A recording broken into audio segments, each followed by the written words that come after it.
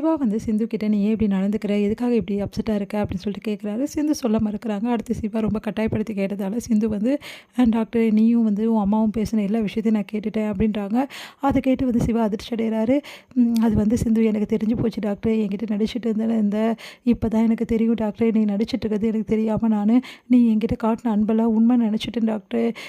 நான் வந்து அப்படிலாம் எதிர்பார்க்கக்கூடாது தான். ஏன்னா நான் தப்பு செஞ்சுருக்கேன். நீ பண்ணது கரெக்டு தானே டாக்டர். நீ பண்ணதில் என்ன தப்பு இருக்குது? நான் பண்ண பாவத்துக்கு இதெல்லாம் எனக்கு தேவைதான் அப்படின்றாங்க. அதெல்லாம் கேட்டு சிந்து அப்படிலாம் ஒன்றும் இல்லை சிந்து, நான்லாம் நடிக்கலை. என் அம்மா கேட்டதுக்கு நான் அப்படி சொல்லலையே. இன்னும் நீ சொல்லலைனாலும் அமைதியாக தானே இருந்தேன் அப்படின்றாங்க. ஆமாம் சிந்து, நான் அமைதியாக இருந்தேன். அதுக்கு காரணம் என் அம்மாவை பற்றி உனக்கு தெரியாது. என் அம்மாவுக்கு ஏதாவது கதை கிடைக்குமா, உன்னை வந்து எப்படியாவது கழட்டி விட அப்படின்னு சொல்லிட்டு யோசிச்சுட்டு இருக்காங்க. இப்போ நான் எல்லா விஷயத்தையும் சொல்ல முடியாது. அதனால தான் நான் அமைதியாக இருந்துட்டேன். மற்றபடிலாம் நான் நடிக்கலை சிந்து. ஏன்னா நீ மனம் தெரிஞ்சிட்டேன்னு எனக்கு தெரியும். நீ தெரிஞ்சு தானே வந்து பஞ்சாயத்தில் எல்லாத்தையும் நான் சொல்கிறேன்னு சொன்னேன். ஏன் இந்த நிமிஷம் கூட நான் சொன்னால் கண்டிப்பாக நீ சொல்லுவேன். அந்த மாதிரி இருக்கும்போது நான் ஏன் நடிக்கணும், நீ ஏன் சொல்லு அப்படின்னோடனே அப்படி யோசிக்கிறாங்க சிந்து. இங்கே பாரு, நான் என்றைக்குமே நடிக்க மாட்டேன். என் மேலே சத்தியமாக நான் சொல்கிறேன் அப்படின்னு சொல்லிட்டு சத்தியம் பண்ண. ஐயோ டாக்டர், அப்படிலாம் பண்ணாத டாக்டர், உன்னை நான் நம்புகிறேன். நிஜமாலே நீ நடிக்கலைன்னு எனக்கு புரிஞ்சிச்சு டாக்டர். நான் தான் உன்னை தப்பாக நினச்சிக்கிட்டேன். சாரி டாக்டர், என்னை மன்னிச்சிடு அப்படின்னு சொல்லிட்டு கையை பிடிக்கிறாங்க.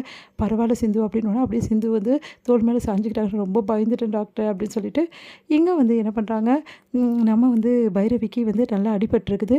அவங்களோட பின்னாடியெல்லாம் வந்து அந்த ப்ளவுஸ் பின்னெல்லாம் ஃபுல்லாகவே நல்லா அடிபட்டிருக்கு. அதெல்லாம் பார்த்துட்டு வந்து ஆறுமுகம், பைரவி உனக்கு எப்படி அடிபட்டிருக்கு பாரு, இந்த ஆயின்மெண்ட் போட்டுக்கோ அப்படி சொல்லிட்டு போட்டு விடுறாரு. அப்படியே போடும்போது பைரவி வந்து ஆறுமுகத்தை பார்க்குறாங்க, ஆறுமுகம் பைரவி பார்க்குறாங்க. தன்னையும் மறந்து 2 பேரும் அப்படியே கொஞ்சம் நேரம் பார்த்துக்கிறாங்க. அடுத்து வந்து சரி ஆறுமுகம் நீ பின்னாடி திரும்ப அப்படின்றாங்க. அவருக்கும் நல்லா அடிபட்டிருக்கு.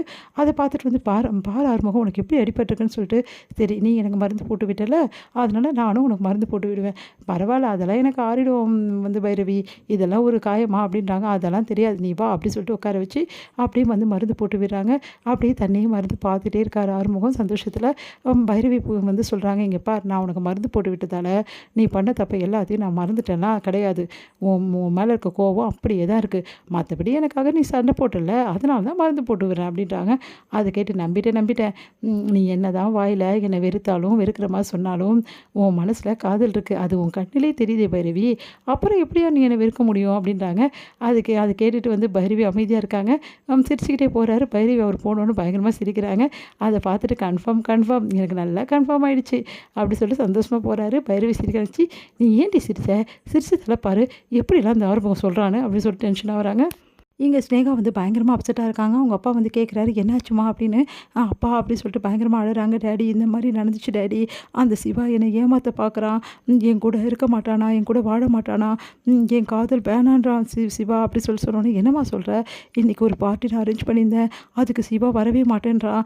அது மட்டும் கிடையாது, என்னை கடைசி வரைக்கும் மன்னிக்கவே மாட்டானா. சிவா அப்படியா சொன்னான்? ஆமாப்பா அப்படி தான்ப்பா சொன்னான். எனக்கு ரொம்ப பயமாக இருக்குது டேடி, கண்டிப்பாக வந்து அவன் என்னை ஏற்றுக்க மாட்டானோன்னு பயமாக இருக்குது. ஆனால் நான் திட்டவட்டமாக சொல்லிட்டேன், அவன் விட்டாலும் நான் விட மாட்டேன். எனக்கு அவன் வேணும் சரி, அதுக்கு என்ன பண்ண முடியுமா அதை பண்ணுங்கன்னு. இங்கே எல்லாத்துக்கும் காரணம் அந்த சிந்து தாம்மா. அந்த சிந்துவை ஒழிச்சு கட்டிட்டா சிவா நம்ம வழிக்கு வந்து தானே ஆகணும். அந்த சிந்துவுக்கு ஏதாவது ஒரு முடிவு கட்டுங்க. அந்த சிந்து இருக்கிற வரைக்கும் சிவா இப்படி தான் என்கிட்ட ஏடாகடமாக பண்ணுவான். அந்த சிந்து இந்த உலகத்தை விட்டு போயிட்டா அதுக்கப்புறம் சிவா இங்கே வழிக்கு வந்து தானே ஆகணும். கவலைப்படாதம்மா, எப்படியும் வந்து அந்த சிந்துவை இந்த உலகத்தை விட்டு போக வைக்கிறேன் அப்படின்றாரு. தேங்க்ஸ்ப்பா, ஆனால் எனக்கு சிவா வேணும்ப்பா, சிவா இல்லாமல் எனக்கு வாழ்க்கையே இல்லைப்பா. அதை சிவா புரிஞ்சுக்கலாம், நீங்கள் புரிஞ்சுக்கிறீங்களாப்பா? நான் புரிஞ்சுக்கிறேம்மா. உனக்கு சிவாவை எப்படியும் நான் கல்யாணம் பண்ணி வச்சுடுவேன், நீ கவலையே படாத இந்த அப்பா இருக்க வரைக்கும் அப்படின்னு சொல்லிட்டு அப்படியே வந்து தோளில் வந்து தட்டி கொடுக்குறாரு அவங்க பொண்ணை.